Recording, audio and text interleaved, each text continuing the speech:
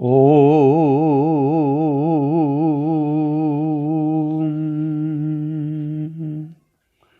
गुरुर्ब्रह्मा गुरुर्विष्णु गुरुर्देवो महेश्वरा गुरु साक्षात् परब्रह्म तस्मै श्री गुरुवे नमः। नित्यं शुद्ध निराभासं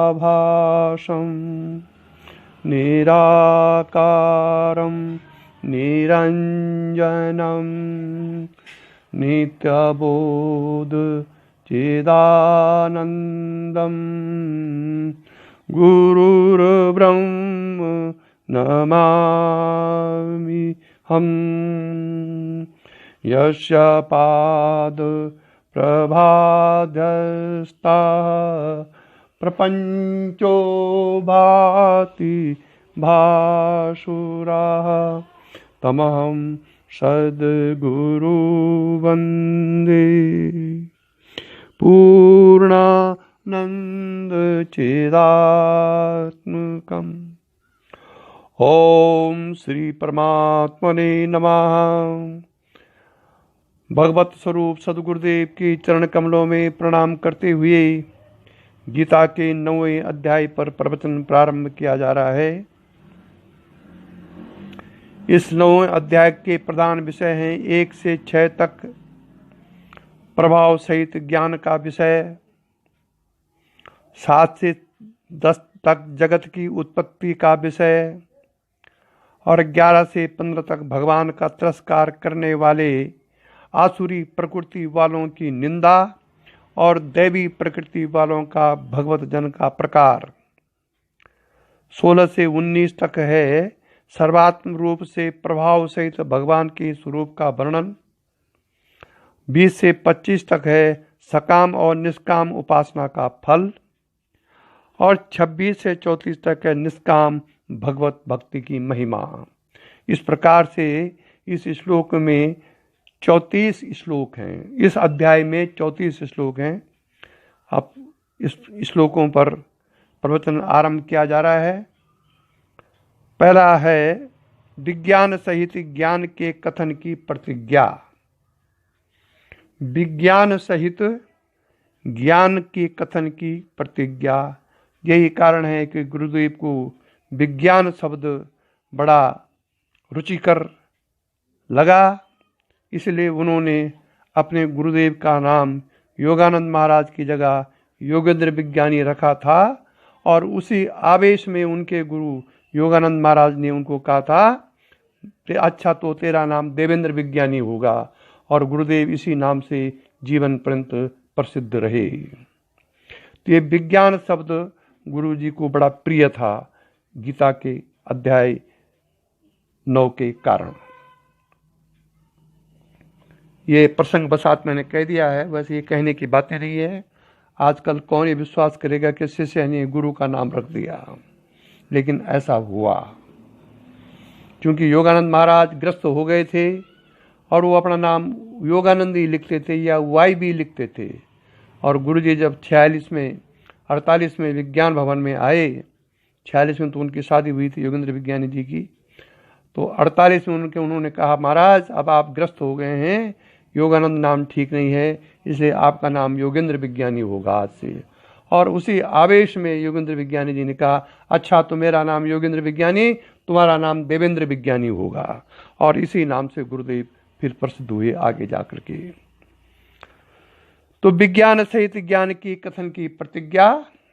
श्री भगवानुवाच इदं तु ते गुह्यतमम् इदं तु ते गुह्यतमं प्रवक्ष्यामनसूयवे ज्ञान विज्ञान सहितं यज्ञ ज्ञात्वा मोक्षसे शुभात्।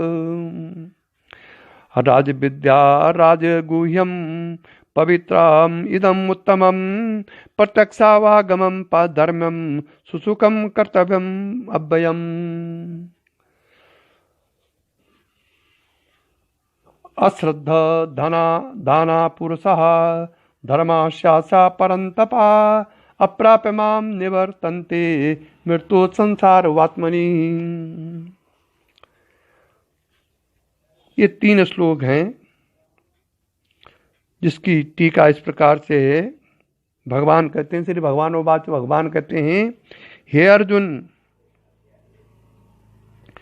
किसी में दोष निकालना बड़ा पाप है। नारायण, ध्यान दीजिए साधक को अपने दोषों को देखना चाहिए, उससे उसके दोष निपटेंगे। यदि दूसरों पर वो दोष देखता है तो उसके दोष बढ़ेंगे। इसलिए भगवान कहते हैं, हे अर्जुन, किसी में दोष निकालना बड़ा पाप है। जो मनुष्य दूसरे के गुणों में भी दोष निकालता है वह ब्रह्म विद्या का अधिकारी नहीं होता। जो मनुष्य दूसरे के गुणों में भी दोष निकालता है वह ब्रह्म विद्या का अधिकारी नहीं होता। उसको कभी भूल कर भी ब्रह्म विद्या का उपदेश नहीं करना चाहिए, लेकिन गुरु लोगों ने ये भूल की है।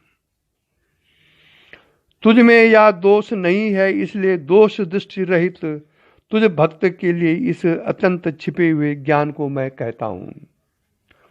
ये भगवान, ब्रह्म विद्या किसको होगी, किसको फलित होगी? जिसके आंतरिक दोष मिट गए हों, जो दूसरों पर दोष न देख करके अपने अंदर के दोष को आत्मनिरीक्षण से समाप्त कर देता हो, ऐसे को ब्रह्म विद्या का ज्ञान देना चाहिए। इसलिए भगवान कहते हैं, हे अर्जुन, धर्म तत्व गुह्य है, उपासना आदि तत्व का तत्व गुह्यतर है तथा ज्ञान का तत्व गुह्यतम है। अर्थात छिपे हुओं से भी अत्यंत छिपा हुआ है ज्ञान तत्व। यह ज्ञान तत्व सबसे छिपा हुआ इसलिए है कि पहले यह ब्रह्म विद्या मृत्यु लोक में नहीं थी, ब्रह्मलोक में ही थी। उपनिषदों में आया है कि जब मुनीश्वरों ने ब्रह्म विद्या के लिए अत्यंत तप किया तो ब्रह्म विद्या आकाश में प्रकट होकर मुनीश्वरों से बोली। आकाश में प्रकट होकर क्या अर्थ है? यहाँ पर आकाश ये भौतिक आकाश नहीं है जो आप देख रहे हैं ऊपर, जहाँ सूर्य चंद्रमा चमक रहे हैं। आकाश का मतलब यहाँ पर चिदाकाश है। वह विद्या आकाश में प्रकट होकर मुनीश्वरों से बोली, हे मुनीश्वरों, तुमने मेरे लिए बहुत तप किया, परंतु मृत्युलोक में मैं तुम्हारे पास तब आऊंगी जब तुम प्रण करोगे कि मुझको तुम अपनी पुत्री के समान रखोगे। नारायण बोलना पड़ेगा। और जैसे अपनी पुत्री को हर तरह से श्रेष्ठ अधिकारी वर को भली प्रकार देखने के बाद देते हैं, वैसे ही मुझको भी तुम विवेक, वैराग्य आदि साधन चतुष्टय संपन्न ज्ञान का अधिकारी देखकर ही दोगे। तब मुनीश्वरों ने ब्रह्म विद्या का कहना स्वीकार किया। तब ब्रह्म विद्या इस लोक में मुनीश्वरों के पास आई। क्या कथन है इसका? जो भी साधक विवेक, वैराग्य आदि जो चतुष्टय साधन संपन्न है, उनको ही ये ब्रह्म विद्या देनी चाहिए। जो इसको मनोविनोद के लिए, केवल अपनी प्रतिष्ठा बढ़ाने के लिए, केवल संसार को ये दिखाने के लिए कि मैं भी दीक्षित हूँ, केवल अपनी बड़ाई के लिए लेते हैं, उनको वो ब्रह्म विद्या नहीं देनी चाहिए। हे अर्जुन, यह ब्रह्म विद्या गुह्यतम है, गोपनीय है। यह ब्रह्म विद्या जो मूर्ख इसको किसी लालच बस अथवा अन्य किसी कारण से अनाधिकारी को देता है, वह नीच दुर्गति को प्राप्त होता है। अब ये लगा लीजिए कि गुरु की क्या दशा होती होगी जब किसी अनाधिकारी की वो दीक्षा दे देता है ब्रह्म विद्या की, तो उससे गुरु की भी दुर्गति होती है। और सीखने वाला भी दुर्गति को प्राप्त होता है। ऐसे अत्यंत छिपे हुए विज्ञान सहित ज्ञान को मैं तुझ दोष दृष्टि रहित अधिकारी को बतलाऊंगा। कहने का तात्पर्य यह है कि दीक्षा, ब्रह्म विद्या की दीक्षा, जिसके अंदर विवेक वैराग्य उत्पन्न हो गया हो उसको ही देनी चाहिए, जिसको जानकर तू अशुभ दुख रूप संसार से छूटकर परमानंद स्वरूप मोक्ष को प्राप्त होगा। ऐसे भगवान ने अर्जुन को कहा। ये जो ब्रह्म विद्या है वो विद्याओं का राजा है। हे अर्जुन, इसलिए उपनिषदों में 18 विद्याओं को तो अपरा कहा है और ब्रह्म विद्या को परा विद्या कहा है। यह ज्ञान 18 विद्याओं का राजा है और छिपे हुओं का भी राजा है तथा अति पवित्र है, क्योंकि ब्रह्म विद्या को प्राप्त होते ही स्त्री या पुरुष जन्म जन्मांतरों के पापों से एकदम छूटकर पवित्र हो जाता है। यह ब्रह्म विद्या अत्यंत श्रेष्ठ भी है, क्योंकि प्रत्यक्ष फल देने वाली है। जब आपको मालूम है शक्तिपात दीक्षा प्रत्यक्ष फल है, फिर भी लोग बोल रहे हैं कि ये शक्ति आपकी है कि मेरी है। देखो महान अज्ञान, मैंने कहना तेरी है, मेरी नहीं है। ये अन्य जितने भी कर्म धर्मादि हैं उन सबका फल तो कालांतर में प्राप्त होता है, परंतु इस ब्रह्म विद्या को प्राप्त होते ही जन्म जन्मांतर के पापों का नाश होकर मुक्ति को प्राप्त होती है। इसलिए ये बहुत गोपनीय विद्या है ये, इसलिए यह सबसे उत्तम है ये ब्रह्म विद्या। फिर यह धर्मयुक्त भी है, इसका साधन करना भी बड़ा सहज है तथा यह ज्ञान अविनाशी है, क्योंकि इसका फल जो मुक्ति है वह नाश रहित अनंत है, इसलिए यह ज्ञान अविनाशी कहलाता है। परंतु हे अर्जुन, जिन अभागे स्त्री या पुरुषों की जिन अभागे स्त्री या पुरुषों की इस ब्रह्म विद्या धर्म में श्रद्धा नहीं होती, वह श्रद्धा रहित पुरुष मुझे शुद्ध सच्चिदानंद स्वरूप ब्रह्म को प्राप्त नहीं हो सकते। इसलिए सदा जन्म मरण रूपी संसार चक्र में घूमकर दुख उठाते रहते हैं। ये इन 3 श्लोकों का सार है, भाव है। ओम मय्या तत्मिदं सर्वम् मय्या तत्मिद सर्वम् जगत व्यक्त मूर्तिना मतस्तानि सर्वभूतानि न चाहं ते स्वस्थिता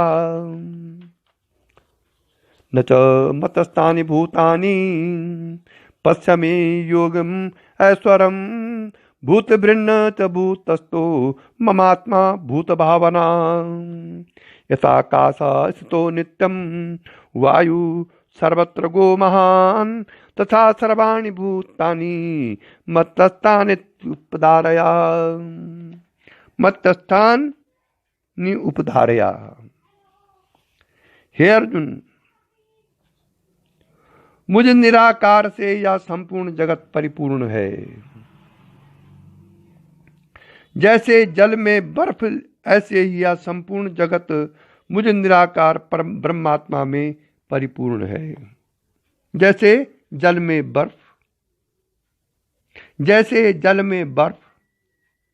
ऐसे यह संपूर्ण जगत मुझ निराकार परमात्मा ब्रह्मात्मा से परिपूर्ण है। इसलिए इंद्रियों और मन से जानने योग्य तिनके से लेकर ब्रह्मा पर्यंत संपूर्ण भूत मुझ में ही स्थित हैं, अर्थात आत्मा में ही स्थित हैं।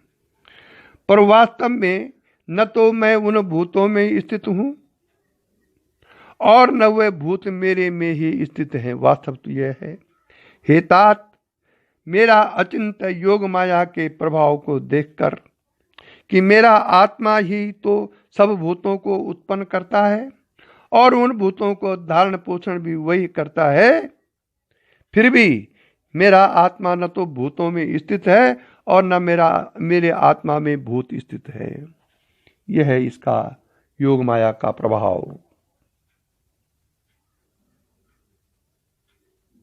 हे मेरे प्यारे मित्र, भगवान बोल रहे हैं अर्जुन के लिए, तू तो बड़ा भोला है, एकदम आश्चर्य में मग्न हो गया। भला इसमें आश्चर्य की क्या बात है? यह तो सभी जानते हैं कि रस्सी में जो मिथ्या सर्प दिखाई देता है, सपोज कहीं दूर रस्सी पड़ी हुई अंधेरे में और आपकी दृष्टि पड़ते हुए आपने मालूम चला कि ये तो सर्प है, तो जब तक आपके चित्त में यह है कि ये सर्प है, क्या वो सर्प रस्सी से भिन्न होता है? कदापि नहीं। उस सर्प में रस्सी ही परिपूर्ण है और सर्प रस्सी में ही स्थित है। आप अपने चित्त या आंखों से उसको सर्प देख रहे हैं, लेकिन वास्तव में वो रस्सी है। तो क्या निकला रिजल्ट? उस सर्प में रस्सी ही परिपूर्ण है और सर्प रस्सी में ही स्थित है। न तो उस सर्प में रस्सी स्थित है और न रस्सी में सर्प स्थित है, क्योंकि सर्प तो रस्सी में अज्ञान से प्रतीत हो रहा है।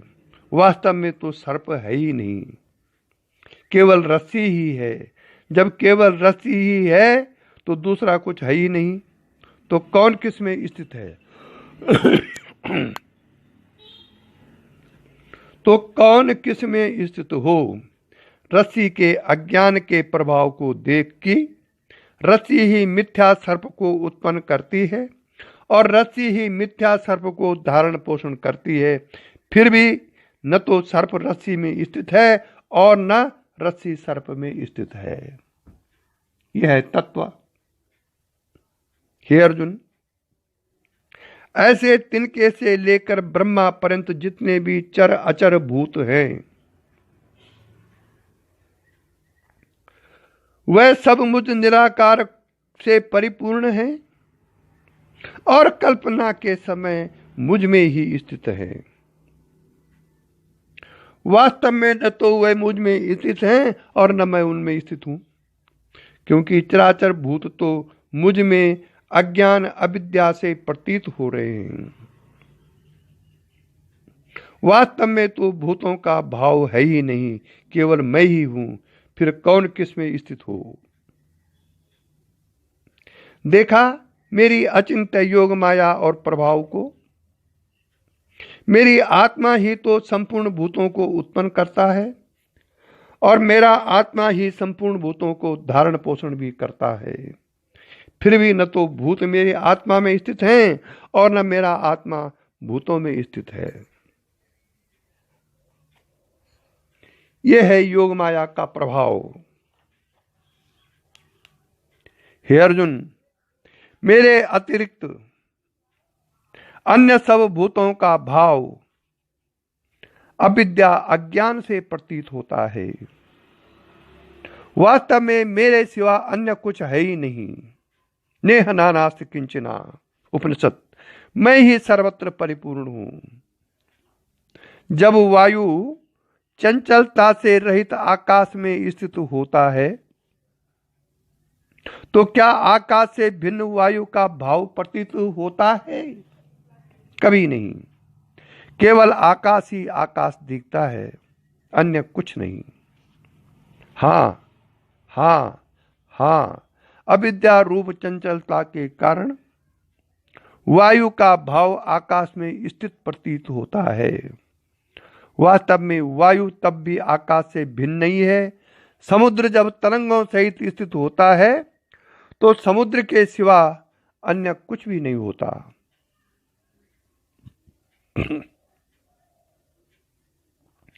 जब अविद्या रूपी वायु के वेग से तरंग उठती है तो समुद्र में लहरें ही लहरें प्रतीत होने लगती हैं। वास्तव में तरंगे कुछ नहीं है। वास्तव में तरंगे तब भी समुद्र से भिन्न नहीं है, जल रूप ही है वो।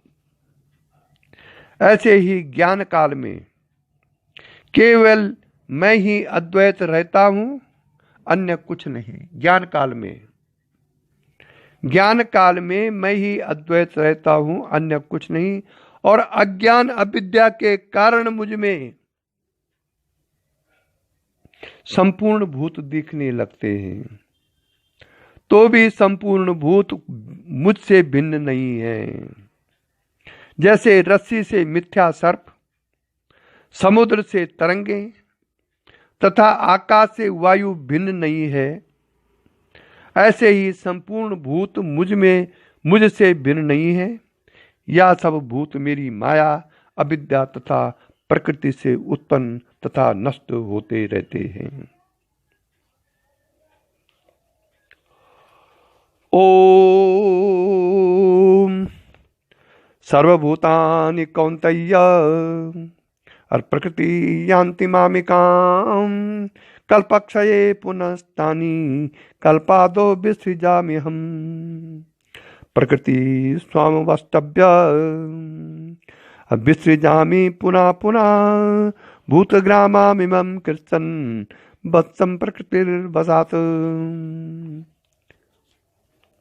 न चा मां तानि कर्माणि निबध्नन्ति धनञ्जय उदासीनम् असक्तं तेषु कर्मसु मध्य अक्षेण प्रकृति नहीं मया अध्यक्षेण प्रकृति सूयते सचराचरम हेतु नानेन कौन्तेय जगत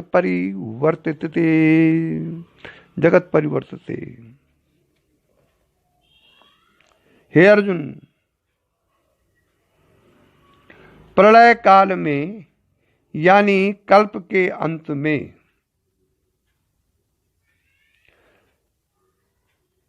संपूर्ण भूत मेरी प्रकृति को प्राप्त होते हैं, अर्थात प्रकृति में एक ही भाव से लीन हो जाते हैं। और कल्प के आरंभ काल में उन भूतों को मैं फिर रचता हूं। परंतु हे अर्जुन, यह मत समझना कि मैं ही रच देता हूं, क्योंकि मैं अपनी प्रकृति को स्वभाववश क्योंकि सत्ता देना मेरा स्वभाव है, स्वभाववश आश्रय अतः सत्ता देकर प्रकृति द्वारा परवश अपने अपने कर्मों से बंधे हुए चराचर सहित संपूर्ण भूत समुदाय को बारंबार रचता हूं। यथा धाता पूर्वम कल्पयेत् उपनिषद।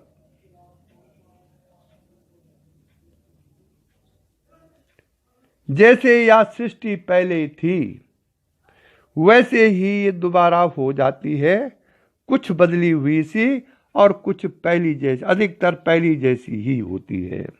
इसको उपनिषद कहता है यथा धाता पूर्वम कल्पयत्। परंतु हे अर्जुन,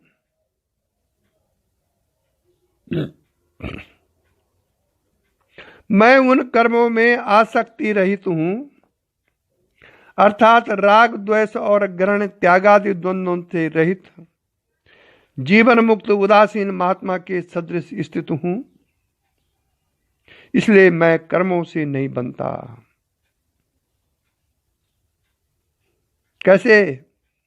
जैसे चुंबक की सत्ता से जड़ लोहा अनेक प्रकार की चेष्टाएं करता है,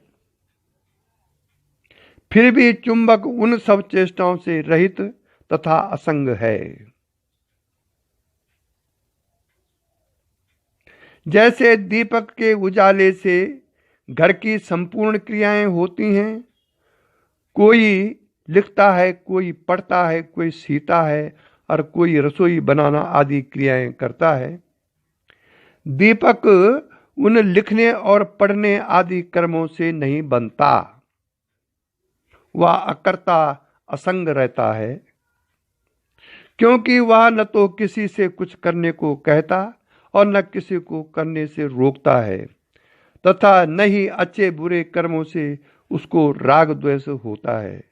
उजाला केवल असाधारण निमित्त कारण है, क्योंकि बिना उजाले के लिखना और पढ़ना आदि कोई कर्म हो ही नहीं सकता, इसलिए सब कुछ उजाला करता है।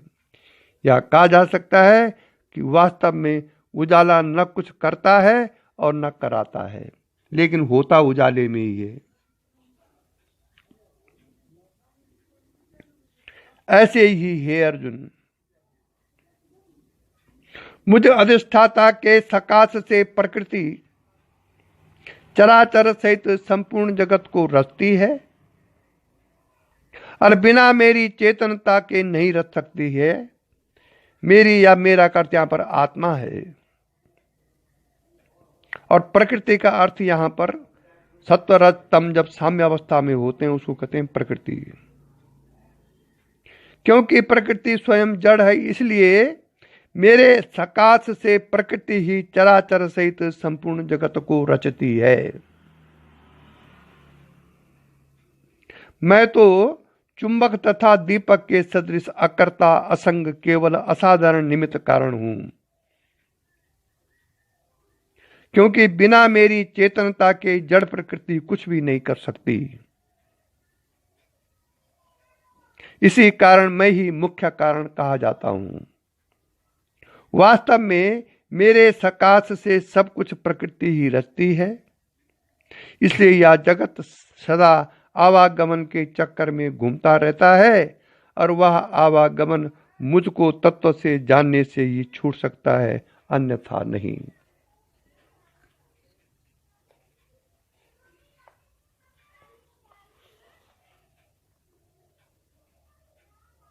आवागमन से अगर छूटना है तो परमात्मा के दर्शन करो, तत्व ज्ञान की साधना करो। इस मनुष्य जीवन में आवागमन से छूटना ही महान उद्देश्य होना चाहिए। भूखों रहना पड़े, बिना पानी के रहना पड़े, बिना कपड़े के रहना पड़े, लेकिन साधना मत छोड़ो। गुरु से जो दीक्षा ली है उसको करते रहो, अवनति की ओर भी मत जाओ। शक्तिपात दीक्षा ली तो शक्तिपात के आधार पर ऊपर बढ़ो, मिक्स मत करो। अब 11वां श्लोक है, अब जानान्ति मा मूढ़ाम, अब जानान्ति मा मूढ़ा और मानुष्यम तनुमाश्रितम परम भावम अजानन्त मम भूत महेश्वरम मोगासा मोग कर्माणो और मोग ज्ञाना विचेतसा राक्षसी आसुरीम चैव प्रकृति मोहिना श्रुता महात्मनस्तु मां पार्थ दैवी प्रकृतिम आश्रिता और भजन्त्या अन्य मनसो ज्ञाता भूतादि अव्ययम् सततं कीर्तियन्तो मां यततं च दृढव्रता नमस्यन्तश्च मां भक्त्या नित्यायुक्ता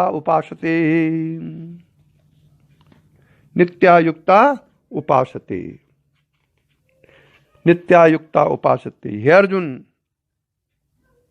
सब भूतों के महान ईश्वर अर्थात ईश्वरों के भी ईश्वर के परम भाव, भक्त धर्मात्माओं की रक्षा, दुराचारी दुष्टों का नाश तथा सनातन धर्म की स्थापना करने के लिए भगवान अपनी योग माया से प्रकट होते हैं। और उस परम भाव को न जानने वाले मूर्ख लोग मुझको जन्मने मरने वाला साधारण मनुष्य समझते हैं। अजन्मा, अविनाशी तथा निर्विकार आदि नहीं जानते। हे अर्जुन, जब तक मनुष्य परमात्मा को अजन्मा, अविनाशी, निर्विकार, असंग तथा शुद्ध सच्चिदानंद घन स्वरूप नहीं जानते, तब तक सुख की इच्छा और सुख की प्राप्ति के लिए यज्ञादि कर्म करना व्यर्थ है। नारायण, यज्ञादि कर्म करना व्यर्थ है। उनका ज्ञान ध्यान भी व्यर्थ ही है, क्योंकि इनसे उनको कुछ लाभ नहीं हो सकता। मैं इस अजन्मा अविनाशी हूँ, संपूर्ण जग का करता हूँ। मैं इस अजन्मा अविनाशी हूँ, संपूर्ण जग का करता हूँ। फिर भी प्रकृति को वश में करके निज माया सहित प्रगटता हूँ। नारायण नारायण नारायण नारायण नारायण। फिर भी प्रकृति को वश में करके निज माया सहित प्रगटता हूँ।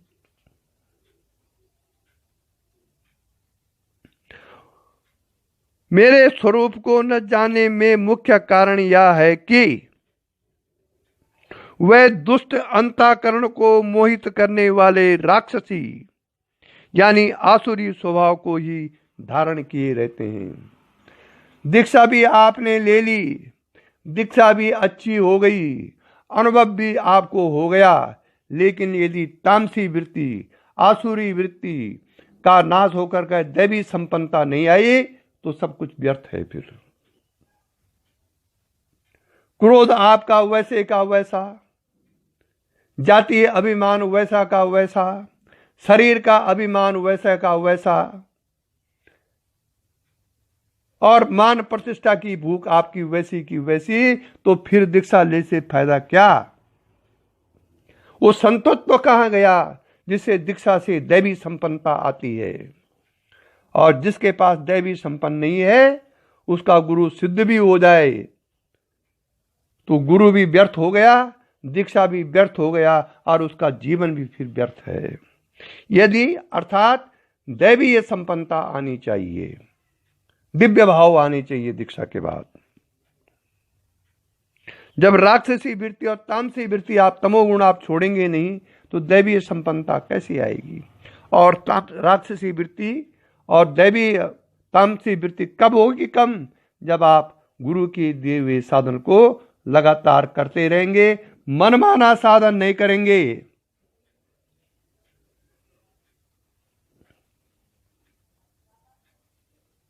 इसलिए भगवान कहते हैं कि जिनका दुष्ट अंतःकरण को मोहित करने वाले राक्षसी यानी आसुरी स्वभाव को धारण किए रहते हैं अंतःकरण में, इसलिए वे लोग मुझको नहीं जान सकते।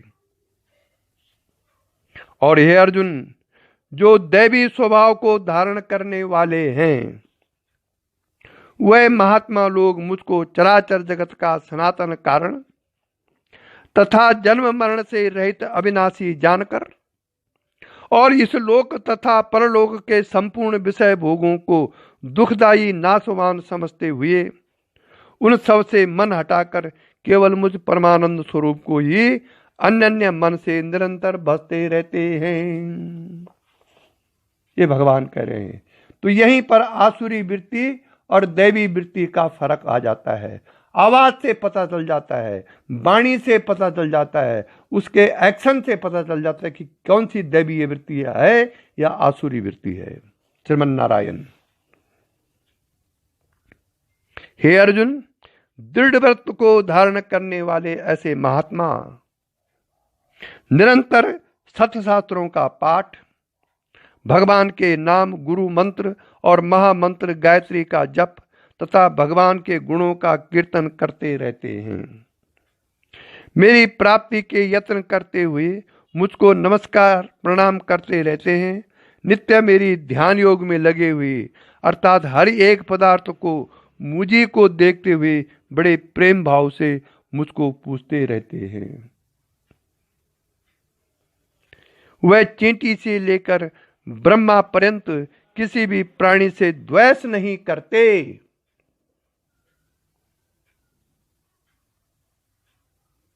सब में मुझी को देखकर सबको सुख देते हैं। हे अर्जुन, भक्त मेरी किस तरह उपासना करते हैं उसको भी ध्यान देकर सुन। ज्ञान यज्ञेन चाप्यन्ने यज्जन्तो मामुपासते एकत्वेन पृथक्त्वेन बहुधा विश्वतो मुखा।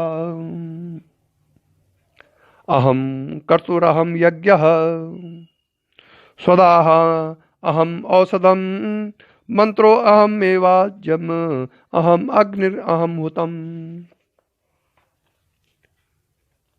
पितामहस्य जगतो और माता ध्याता पितामह वेद्यम पवित्र ओंकारम ऋक् साम यजुरेव च। और गतिर्भर्ता प्रभु साक्षी निवासा शरणम सुहृत प्रभवा प्रलय स्थानम निदानम बीजम अव्ययम।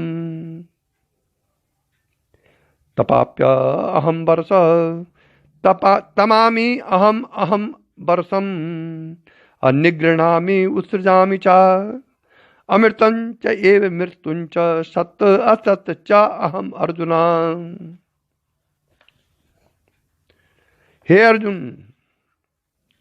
मुझको जानने वाले ज्ञानी, जिज्ञासु, सकामी तथा दुखी, ये 4 प्रकार के भक्त हैं।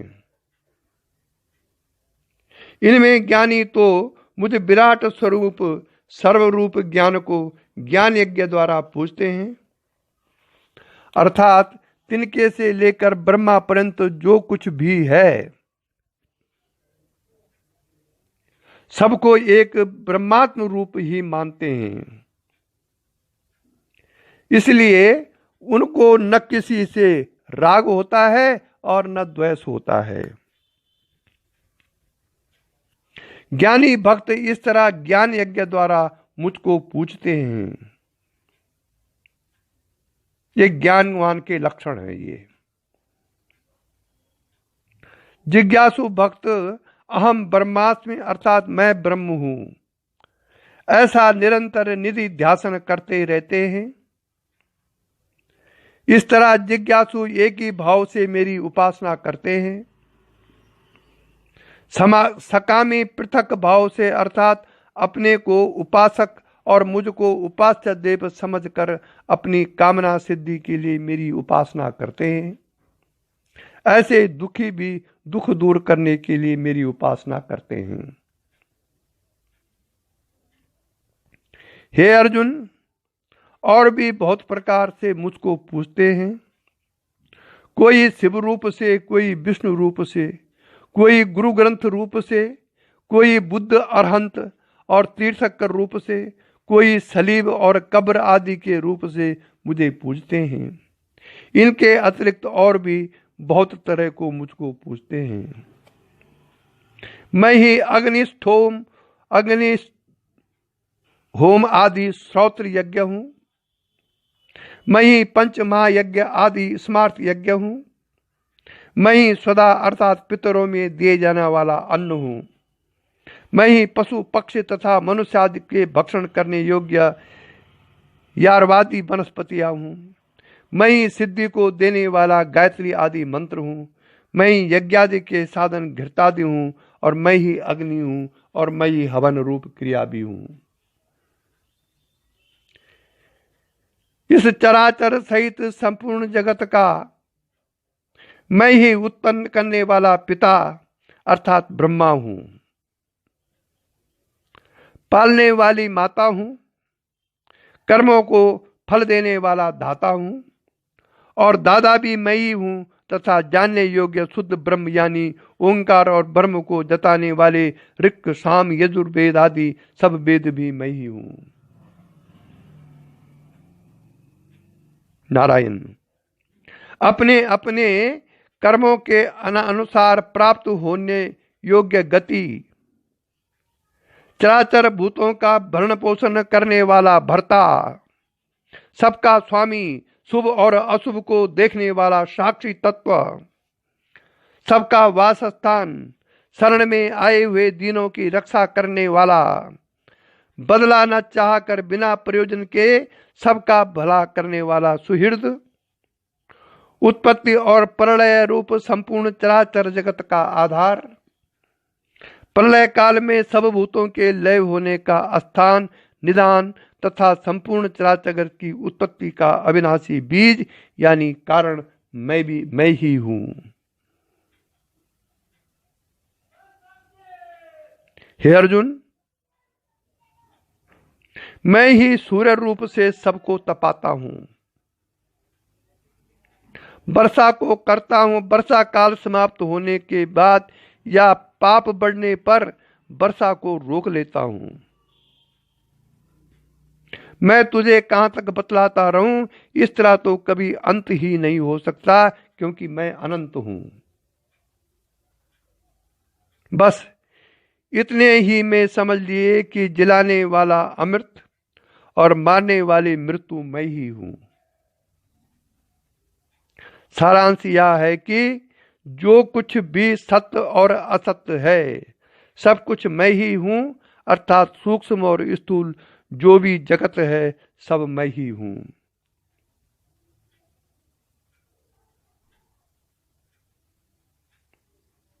रस्सी में किसी को सर्प, किसी को जलधारा, किसी को वृक्ष की जड़ आदि भ्रम होता है। तो क्या सर्प या जलधारा आदि रस्सी से भिन्न है? नहीं, वरन सर्प भी रस्सी है, जलधारा आदि भी रस्सी ही है। ऐसे ही मुझ अधिष्ठान में यह संपूर्ण चराचर जगत अविद्या से प्रतीत हो रहा है। क्या सर्पादि के समान या संपूर्ण प्रपंच मुझसे भिन्न हो सकता है? कभी नहीं, वरन सब कुछ मैं ही हूं।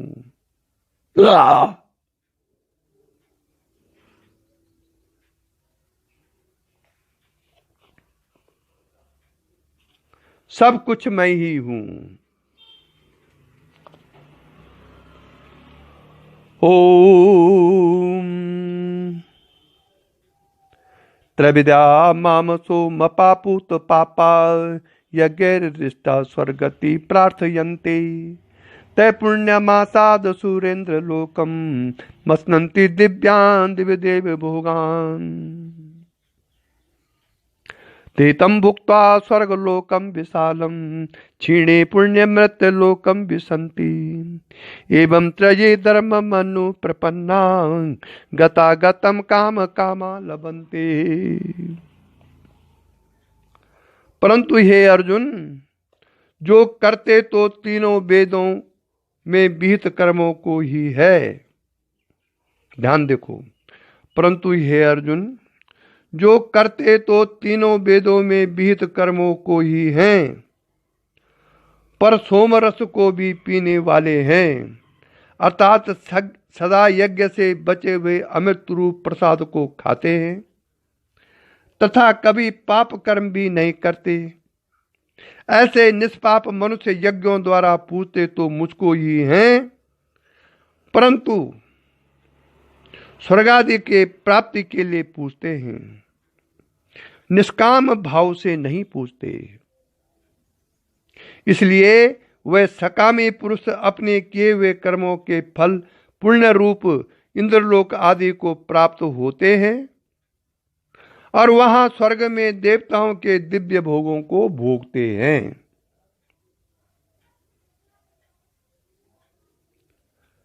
जब तक उनके पुण्य रहते हैं तब तक वह स्वर्गलोक के विषय भोगों को भोगते रहते हैं, और जब उनके पुण्य समाप्त हो जाते हैं तो स्वर्ग में पड़े दुख के साथ शरीर को छोड़कर फिर मृत्युलोक में आकर शरीर धारण करते हैं।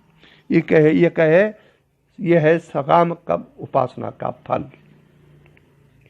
हे अर्जुन, इस तरह अर्थात कामना रहित तीनों वेदों में विहित कर्मों को की ही शरण हुए, अर्थात करने पर भी विषय भोगों की इच्छा वाले सकामी पुरुष तो आवागमन को ही प्राप्त होते हैं, अर्थात जन्म मरण से नहीं छूटते, सदा जन्मते और मरते रहते हैं। इन्हें निष्काम भाव से करने वाले ही जन्म मरण से छूटकर परमानंद स्वरूप मुक्ति को प्राप्त होते हैं। अन्यना चिंतन्तो माम ये जना पर्युपासते तेषां नित्याभियुक्तानां योगक्षेमं वहाम्यहम्।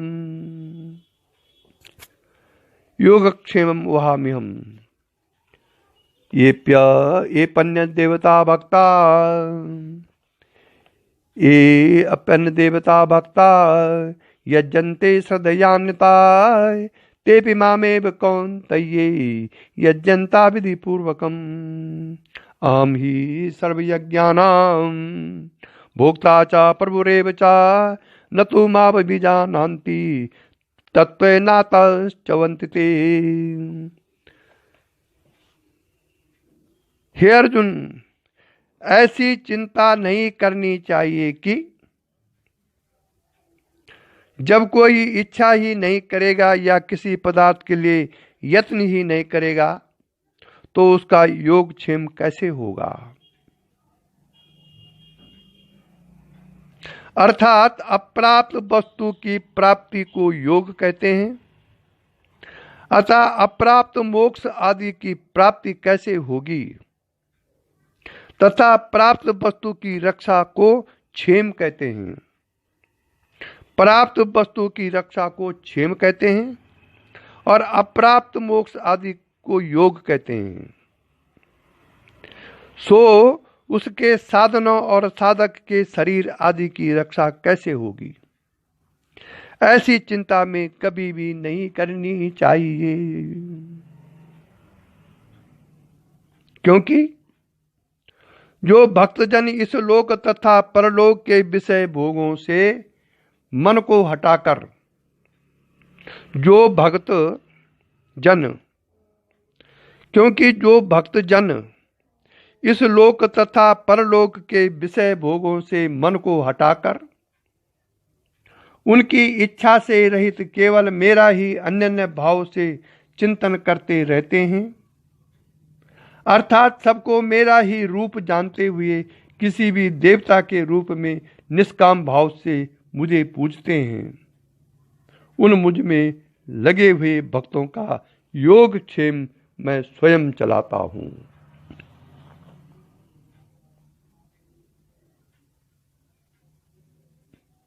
मुझे एक प्रसंग याद आ रहा है बहुत अच्छा, 2008 का गंगा वाटिका E1 में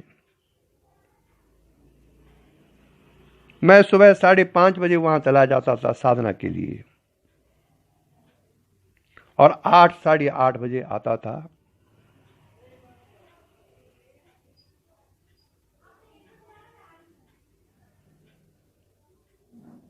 एक दिन मैं 8 बजे साधना से उठा और अपने गुरुदेव को प्रणाम करने गया। उनका मुखमंडल दिव्य भाव से खिला हुआ था। मैंने प्रणाम किया, लेकिन उन्होंने तुरंत पूछा, कोठारी जी, गुरु को अभाव में नहीं रहना चाहिए, क्योंकि यदि वो अभाव में रहता है तो मन कुछ न कुछ फिर विचार करता रहता है शिष्यों के प्रति कि फलानी सेवा कर दे, फलानी सेवा कर दे। इसलिए अभाव में गुरु को, आज के ज़माने में वो ज़माना चला गया जब सन्यासी दरवाजे में खड़ा होता था भिक्षांदेही और घर के सभी सदस्य दरवाजे पे खड़े होकर के उसको आदर पूर्वक भिक्षा देते थे। वो ज़माना चला गया। इसलिए ज़माना है गुरु को कभी अभाव में नहीं रहना चाहिए। क्या होगा? मैंने उनको एक श्लोक सुनाया तुरंत कि भोजना छादने चिंता। हाथ जोड़ के मैंने कहा कि भोजना छादने चिंता वृथा कुर्वन्ति वैष्णवे अरे यो ही विशंभरा देव सामे भक्तान किमुपेक्षते। मैंने कहा, गुरुजी, आपके गुरु परंपरा में एक महान सिद्ध हुए हैं श्री उपाध्याय जी, दिलीप दत्त उपाध्याय जी। ये गुरुजी ने मुझे बताया था कि उनके घर में जब गुरुजी जाते थे, जीवन मुक्त महापुरुष थे वो, तो उनके घर में कटोरी नहीं थी तो क्या करते कि थाली के नीचे कोई लकड़ी का वो लगा करके, लकड़ी का अड़ासा लगा करके थाली को थोड़ा टेढ़ी कर देते थे, तब दाल भरते थे उसमें। उनकी बहन थी एक विधवा बहन जो उनके साथ रहती थी, तब उसमें दाल भरते थे, तब रोटी देते थे। तब मतलब कटोरी नहीं, घर में दाल थाली को टेढ़ा करके दाल उसमें डाल रहे हैं, तब खा रहे हैं। उनका नाम था दिलीप दत्त उपाध्याय, महान विद्वान आदमी। ज्वालापुर में उस समय प्रधानाचार्य थे वो, पर उन्होंने नौकरी छोड़ दी थी कि नौकरी मुझे नहीं करनी है, विद्या से मुझे पैसा नहीं कमाना है। इतनी गरीबी थी, लेकिन थे वो जीवन मुक्त महापुरुष। गुरुजी कहते थे कि मैंने उनके चेहरे में कभी भी मलानता नहीं देखी गरीबी की। हर समय मैंने उनके चेहरे पर दिव्य भाव देखा। तो मैंने गुरुजी से कहा कि महाराज, आपकी परंपरा में तो ऐसा महात्मा भी हुआ है, और इसमें भगवान की वाणी कि हे भक्त, अगर तू अन्य चिंतन मेरा कर रहा है तो भोजना छादने चिंता, भोजन की चिंता मत कर। वृथा कुर्वन्ति वैष्णवे, तू भोजन की चिंता वृथा करता है। यो ही विशंबरो देवा, मेरा नाम विशंबर है। विशंबर मने सबको भोजन देने वाला। यो ही विशंबरो देवे सामे भक्तान किम उपेक्षते, मैं अपनों भक्तों की उपेक्षा कैसे कर सकता हूं। जब मैंने यह श्लोक गुरुदेव से बोला तो उनका चेहरा खिल गया, बड़ी अत्यंत प्रसन्न हो गए। यह है गुरु की परीक्षा। और उस समय मैं उनसे धन मांग लेता, ये इच्छा करता तो धन तो आ जाता, पर हो सकता जो मेरे पास है वो कभी ना आता। इसलिए ज्ञानी की पहचान उसके ज्ञान से है, सांसारिक पदार्थों से उसकी पहचान नहीं है। जीवन मुक्त महापुरुष तो जनक भी हुए हैं, और जीवन मुक्त महापुरुष कबीरदास भी हुआ है।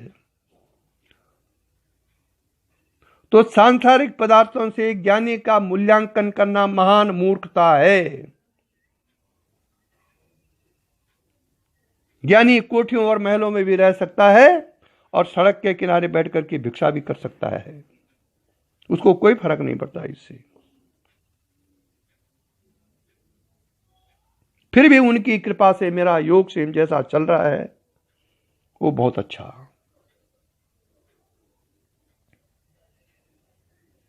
यह है ज्ञानी का प्रसाद, इसी को कहते हैं योगक्षेमम वहाम्यहम्। क्षेम मने जो कुछ है उसकी रक्षा गुरुदेव, भगवान, परमात्मा जो कुछ उसको वो करता है। योगक्षेम वहाम्यहम्। इसलिए मुझे याद आया ये प्रसंग कि अन्यना चिंतन्ते मामे जना परुपासते तेषां नित्याभियुक्तानां योगक्षेम वहाम्यहम्। शर्त यह है कि यदि आप गुरु के सिद्धांतों पर चल रहे हों। गुरु की सबसे बड़ी सेवा क्या है?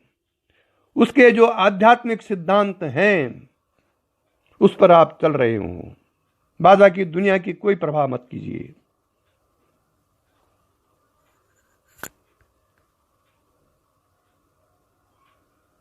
और जब आप अपने आचरणों के कारण, अपने देहाध्यास और वासनाओं के कारण गुरु के विरासत को भी खत्म कर रहे हैं तो फिर पाप लगेगा।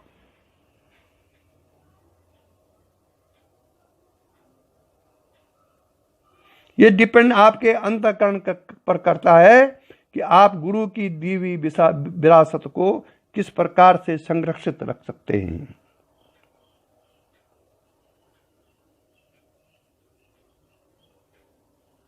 इसलिए भगवान कहते हैं, उन मुझ में लगे हुए भक्तों का योगक्षेम मैं स्वयं ही चलाता हूं, और कोई नहीं चलाता। उसका कार्यभार संसार मैं स्वयं चलाता हूं। तो मैं का अर्थ समस्त भूत प्राणी जो उसके चारों तरफ हैं, जिनको उसने उपकृत किया है, उनको प्रेरणा होती रहेगी, क्योंकि सब भूतों में वास उसी का है।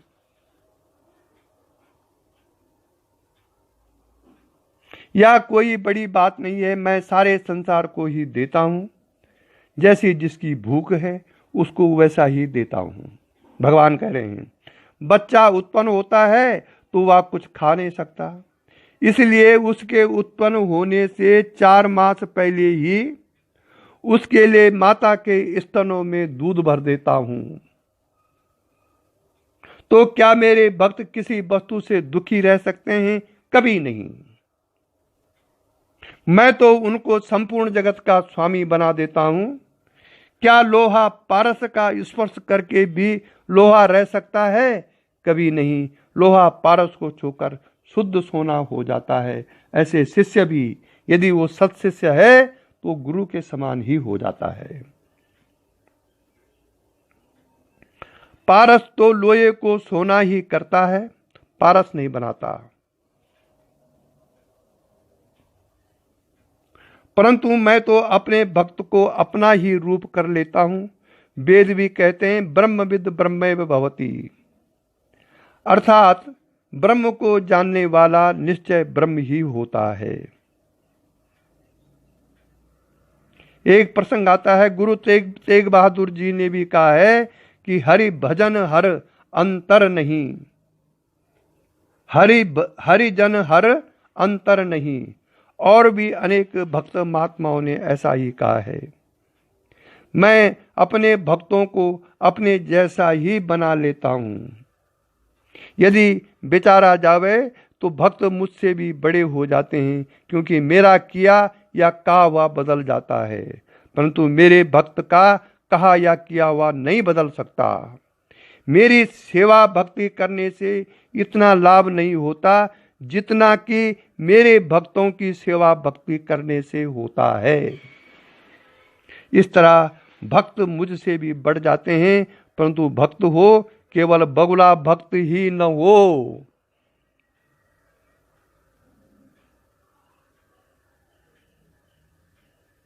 प्रबल प्रेम के पालन हेतु प्रभु के नियम को टलते देखा। अपना मान टले तो टल जाए, पर भक्त का मान न टलते देखा। भगवान गुरु जो वास्तव में हैं, वो अपना अपमान सह लेंगे, पर भक्त का मान न टलते देखा। लेकिन अपने भक्त का मान को नहीं गिरने देंगे। जो भक्त शिव विष्णु और गुरु आदि देवताओं को मेरे से भिन्न मानकर या न समझ कर कि यह सब नाम और रूप शुद्ध सच्चिदानंद ब्रह्म के ही हैं, ब्रह्म से पृथक नहीं। जैसे रस्सी में ब्रह्म के कारण जो सर्प या जलधारा आदि दिखते हैं, जो सर्प और जलधारा आदि का नाम और रूप रस्सी से भिन्न नहीं है, परंतु रस्सी रूप ही है। ऐसे ही इस जगत के संपूर्ण नाम और रूप परमात्मा में कल्पित हैं, इसलिए उससे भिन्न नहीं है। अर्थात इन सबको मेरा ही स्वरूप न जानकर श्रद्धा भक्ति पूर्वक इनमें से किसी भी देवता को पूजते हैं, वे भी वास्तव में पूजते तो मुझको ही हैं, परंतु विधि रहित पूजते हैं। हे अर्जुन, अविद्या विशिष्ट रूप से मैं परमात्मा में परमात्मा ही किए हुए सब यज्ञों का फल का भोगता हूं, और मैं ही अपने माया विशिष्ट रूप से यज्ञों का स्वामी अर्थात फल देने वाला ईश्वर हूं। सारांश यह है कि संपूर्ण यज्ञों का भोक्ता और स्वामी मैं ही हूं। मूल यह है कि सब कुछ मैं ही हूं, मेरा सिवाय अन्य कुछ नहीं है। जैसे सीपी ब्रह्म से चांदी और अब्रक आदि प्रतीत होते हैं, वास्तव में चांदी और अब्रक आदि सीपी से भिन्न नहीं होते। ऐसे ही अविद्या के कारण मुझ में सब प्रपंच प्रतीत होते हैं और जो मुझसे भिन्न नहीं, किंतु सब कुछ मैं ही हूं। उपरोक्त प्रकार से लोग मुझको तत्व से नहीं जानते, इसलिए मुझसे भिन्न देवताओं की सत्ता जानकर उन देवताओं को पूजते हैं। इस तरह मैं ही पूजा जाता हूं, क्योंकि रस्सी के सर्प आदि के समान देवता आदि संपूर्ण प्रपंच मेरे में कल्पित हैं। किसी काष्ठ पर हाथी और घोड़े की मूर्ति बनी है। यदि कोई मनुष्य हाथी या घोड़े की मूर्ति को काष्ठ से भिन्न जानकर भी तेल या रंग लगावे तो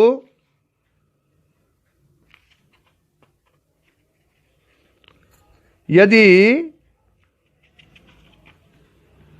कोई मनुष्य हाथी या घोड़े की मूर्ति को काष्ठ से भिन्न जानकर भी तेल या रंग लगावे तो वह तेल या रंग लगता तो वास्तव में काष्ठ पर ही है, परंतु वह मनुष्य मूर्ति पर ही रंग या तेल लगा जानता है।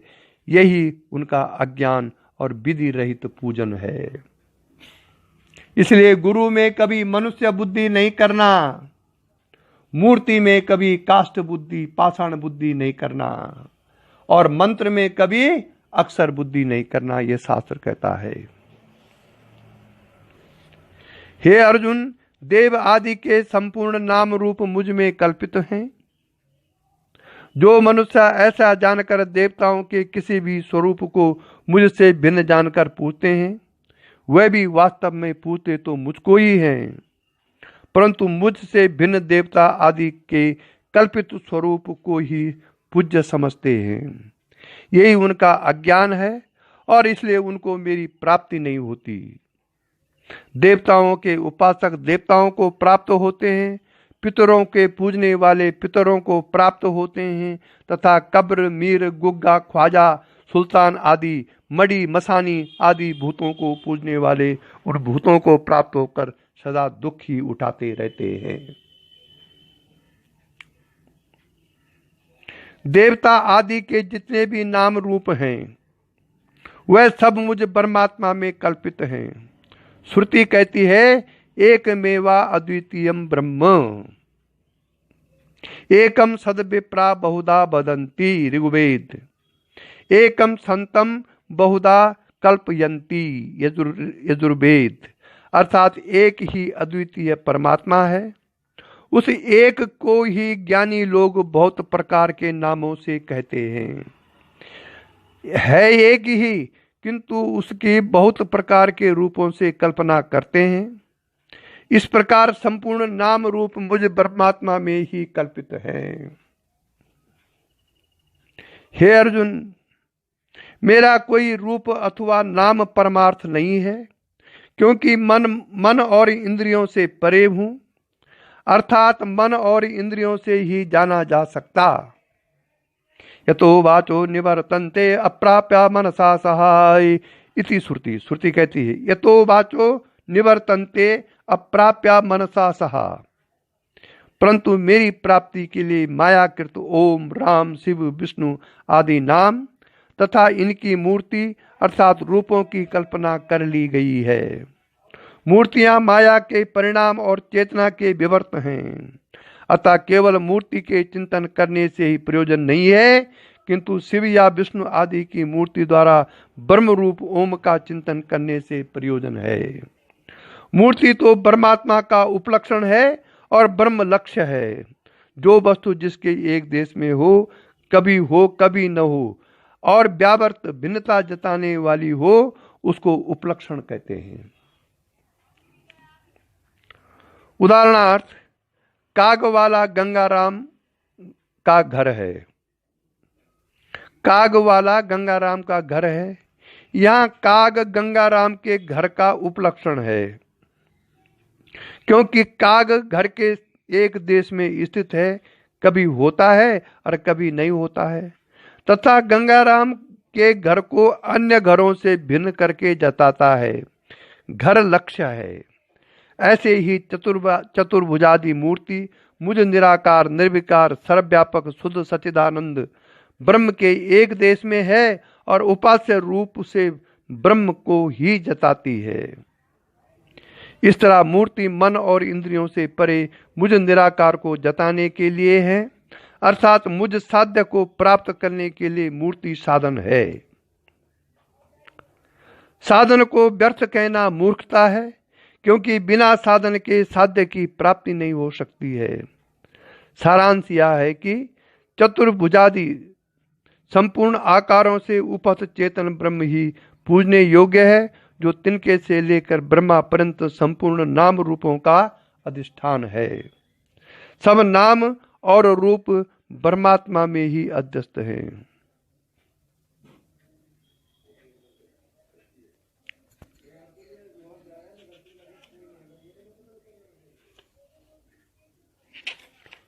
ओम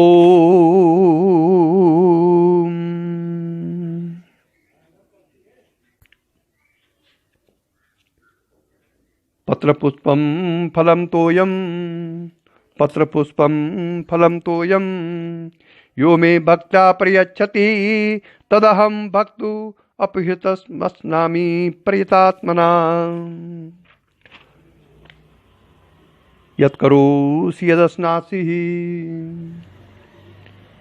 हर्यज्जुहोषि ददासि यत् तपस्यासि कौन्तेय तत्कुरुष्व मदर्पणम्।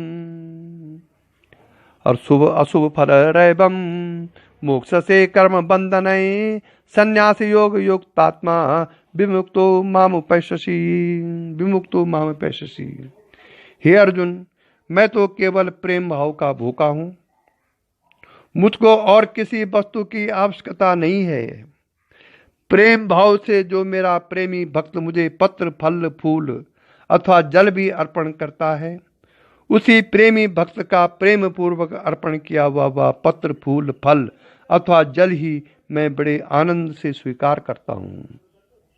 वास्तव में पत्र आदि किसी भी वस्तु को मुझको आवश्यकता नहीं है, परंतु प्रेमी के बस होकर उसको मैं ग्रहण करता हूँ। ये भगवान का स्वभाव है।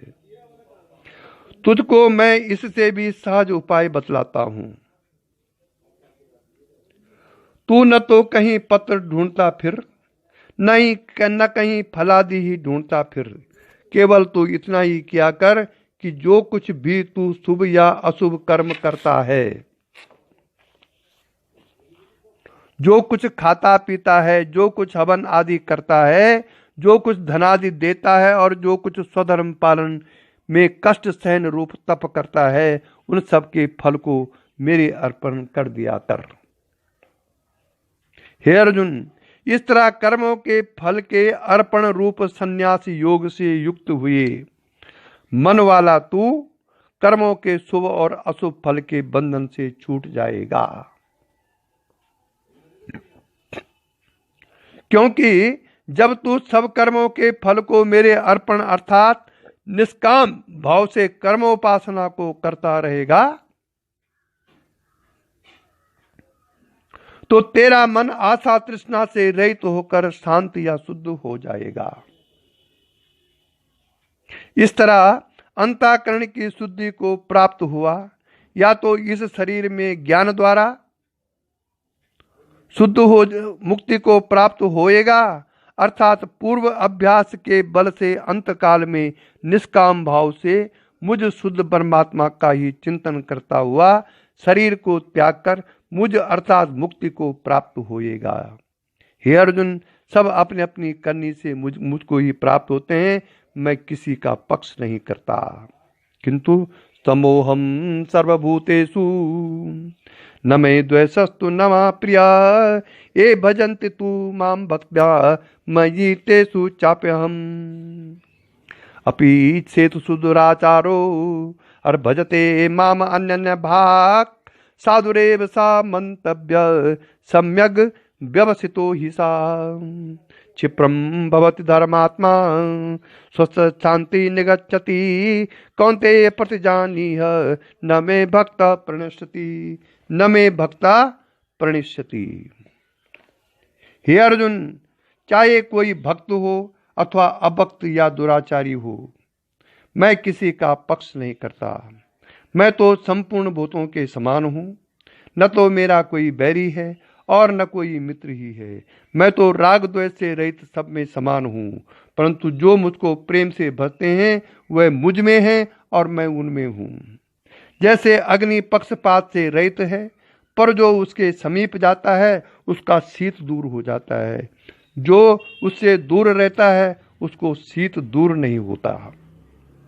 अथवा सब काष्ठों में अग्नि है, उससे न किसी का शीत दूर होता है और न ही प्रकाश मिलता है।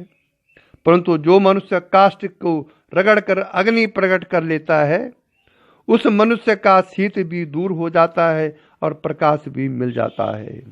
जो काष्ठ को रगड़कर अग्नि प्रकट नहीं करता, उसका न तो शीत दूर होता है और न उसे प्रकाश ही प्राप्त होता है।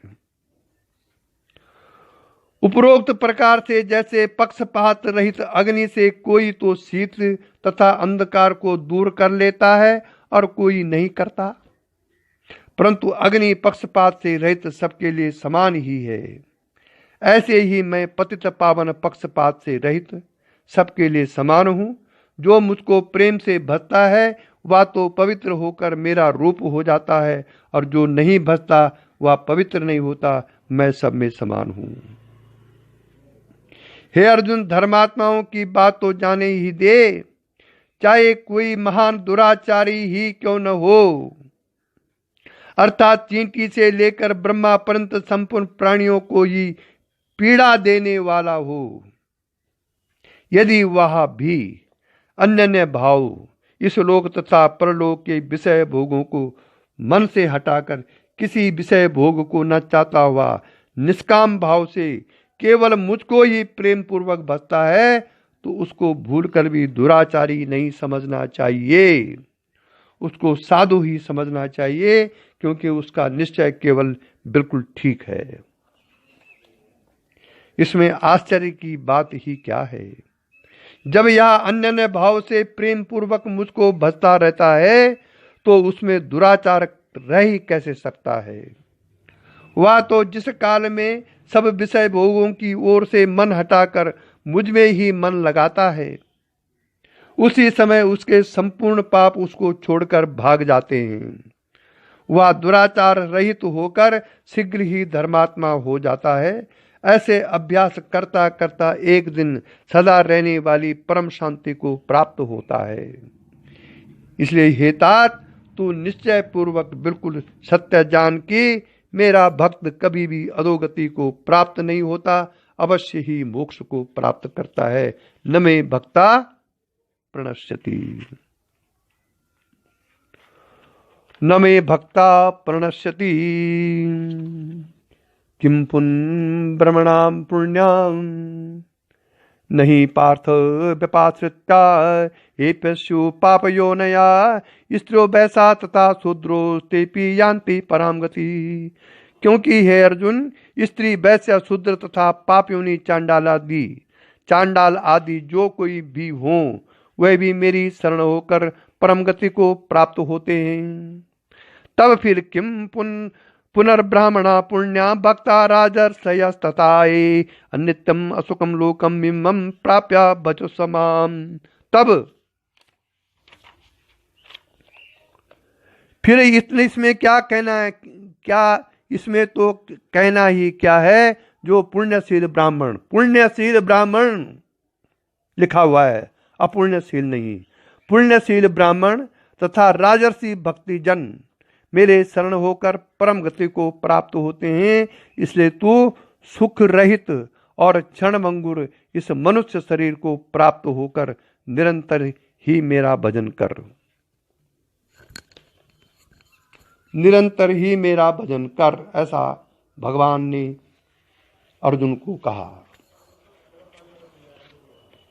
मनमना भव मद्भक्तो मध्याजी माम नमस्कुरु मामे वैसस युक्त एवं आत्मानां मत्परायणा। मुझ में मन वाला हो,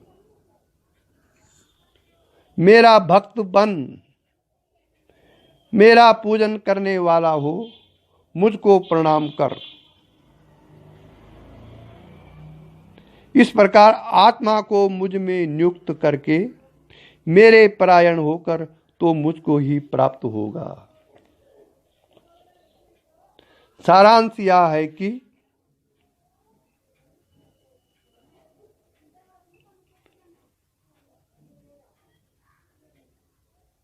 मेरे सिवा, आत्मचिंतन के सिवा अन्य कोई धर्म परमात्मा की प्राप्ति के लिए नहीं है। मेरा ही भजन कर, मुझको ही प्रणाम कर, मेरा ही चिंतन कर, मेरा ही भजन कर, ऐसा भगवान ने अंतिम में कहा है कि मन मना भवमद भक्तो और मध्याजी माम नमस्कुरु मामे वैससी युक्त एवं आत्मानाम मत्परायण। मन मना मने मुझ में मन वाला हो, मन मना भव मुझ में मन वाला हो, और मद भक्तो भव मद भक्तो मेरा भक्त बन। मेरा का मतलब यहाँ आत्मा है, मुझ में मन वाला मतलब आत्मा में मन वाला, मेरा पूजन करने वाला। मध्याजी माम नमस्कुरु मतलब आत्मा का ही पूजन करने वाला हो और आत्मा को ही प्रणाम करने वाला हो। इस प्रकार से मुझ में आत्मा को नियुक्त करके, मुझको आत्म रूप समझ करके भी मेरे में परायण होकर के तू मुझको ही प्राप्त होगा। जिसने अर्जुन अज्ञान बंध का है आत्मज्ञान से नाश किया। जिसने अर्जुन अज्ञान बंध का है आत्मज्ञान से नाश किया। उसने रवि सम कर प्रकाश पर ब्रह्म का है आभास किया। विद्या विनय युक्त ज्ञानी संभाव दृष्टि का रखते हैं। वे विप्रधेनु गज स्वान स्वपच को एक समान समझते हैं। नारायण नारायण नारायण नारायण नारायण नारायण नारायण नारायण। ओम ओम तत्सदिति श्रीमद्भगवद्गीता सुपनिषत्सु ब्रह्म विद्यायां योग शास्त्रे श्री कृष्ण अर्जुन संवादे राज विद्या राजगुह्य योगो नाम नवमो अध्याय। ओम गुरुर्ब्रह्मा गुरुर्विष्णु गुरुर्देवो महेश्वराय गुरु साक्षात् परब्रह्म तस्मै श्री गुरुवे नमः। नित्यं शुद्ध निराभासं निराकारं निरंजनं नित्यबोध चिदानंदं गुरुर्ब्रह्म नमाम्यहम्। यस्य पाद प्रभात